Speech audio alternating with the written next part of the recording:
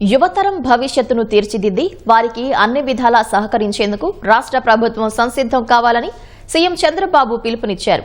భవిష్యత్తులో ఏ రంగాల్లో అవకాశాలు ఉంటాయో గుర్తించడంతో పాటు ఆయా రంగాల్లో వారిలో నైపుణ్యాన్ని పెంచడంపై ఇప్పటి నుంచే దృష్టి పెట్టాలని సూచించారు. తిరుపతి కేంద్రంగా AP futuristic innovation and research in science and technology AP first ఏర్పాటుకు ముఖ్యమంత్రి పచ్చజెండా ఊపారు. Aerospace, defence, IT, digital transformation సలహాదారులతో సీఎం చంద్రబాబు ఉండవల్లిలోని క్యాంపు కార్యాలయంలో సమావేశమయ్యారు. దేశంలో తొలిసారిగా గ్రీన్ ఎనర్జీ రంగంలో కాకినాడలో గ్రీన్ అమ్మోనియా ప్లాంట్ ఏర్పాటవుతుందన్న సీఎం కొత్త ఆవిష్కరణలు, స్టార్టప్ కంపెనీలకు రాష్ట్రం వేదికగా నిలవాల్సిన అవసరం ఉందన్నారు. భవిష్యత్తులో డిమాండ్ ఉన్న రంగాలకు పెద్దపీట వేయడమే కాకుండా స్టార్టప్ కంపెనీలను ప్రోత్సహించాల్సి ఉందని అభిప్రాయం వ్యక్తం చేశారు.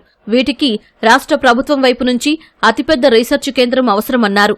ఆ అవసరాలను తీర్చేలా తిరుపతిలో AP futuristic innovation and research in science and technology AP first పేరుతో ఆవిష్కరణ కేంద్రం ఏర్పాటుకు ముఖ్యమంత్రి ఆమోదం తెలిపారు. తిరుపతిలోని జాతీయ విద్యా సంస్థలు ఐఐటీ, ఐసర్ కాంబినేషన్లో ఏర్పాటయ్యే ఏపీ ఫస్ట్ ను ప్రతిష్టాత్మకంగా తీర్చిదిద్ది సమర్థవంతంగా నిర్వహించేందుకు కేంద్ర ప్రభుత్వంతోనూ సంప్రదింపులు జరపాలని సీఎం సూచించారు. యూనివర్సిటీలు, వివిధ రంగాల్లో కీలక స్థానంలో ఉన్న కంపెనీలతో ఏపీ ఫస్ట్ సమన్వయం చేసుకోవాలని దిశానిర్దేశం చేశారు. వివిధ ప్రభుత్వ, ప్రైవేటు యూనివర్సిటీల్లో విద్యార్థులు కొత్త ఆవిష్కరణలు చేస్తున్నారని వాటిని అందిపుచ్చుకోవాలని సూచించారు.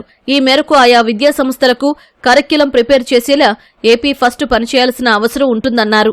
వచ్చే 3 ఏళ్లలో కీలక పురోగతి కనబరిచేలా ఏపీ ఫస్ట్ పనిచేయాలని ముఖ్యమంత్రి సూచించారు. డ్రోన్ కార్పొరేషన్ నిపుణులతో కూడిన సలహా బృందాన్ని ఏర్పాటు చేసుకోవాలని సూచించారు. డ్రోన్ టాక్సీ, డ్రోన్ అంబులెన్స్ వంటి అంశాల్లో లోతుగా అధ్యయనం చేయాలన్నారు. ఎయిర్ ట్రాఫిక్ కంట్రోల్ మేనేజ్మెంట్ తరహాలో డ్రోన్ ట్రాఫిక్ కంట్రోల్ మేనేజ్మెంట్ వ్యవస్థ ఏర్పాటు చేయవచ్చేమో కేంద్రంతో సంప్రదింపులు చేయాలని ముఖ్యమంత్రి సూచించారు.